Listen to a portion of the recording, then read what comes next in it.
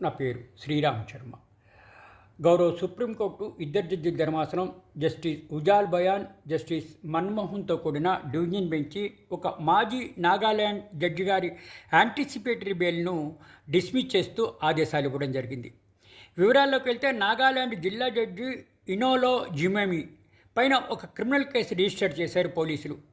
Sadar judge గారి పైన అభియోగం ఏంటంటే అతను 14,335,000 రూపాయలు ఒక క్రిమినల్ కేసులో ముద్దాయిల డిపాజిట్ చేసిన డబ్బులను తీసేసుకుని వాడుకున్నారని, మిస్అప్రాపరేట్ చేశారని అతని మీద అభియోగాలు.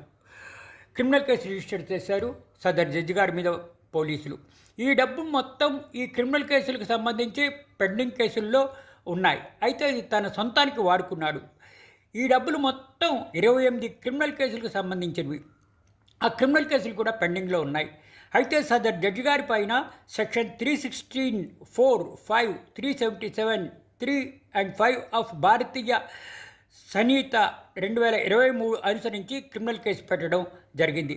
సదర్ జడ్జి గారు ఫైల్ చేసిన యాంటిసిపేటరీ బెయిల్ను గౌహతి హైకోర్టు డిస్మిస్ చేయడం జరిగింది. ఇట్లా డిస్మిస్ చేస్తే ఈ విధంగా సుప్రీంకోర్టులో ఫైల్ చేశాడు సదర్ జడ్జి గారు. నన్ను అరెస్ట్ చేసే అవకాశం ఉంది కాబట్టి ఈ కేసులో నాకు యాంటిసిపేటరీ బెయిల్ ఇవ్వండి అంటే ఇరుపక్షాల వాదనలు విన్న గౌరవ సుప్రీంకోర్టుకు అక్కడ కూడా జడ్జి గారి ఫైల్ చేసిన యాంటిసిపేటరీ బెయిల్ను డిస్మిస్ చేయడం జరిగింది.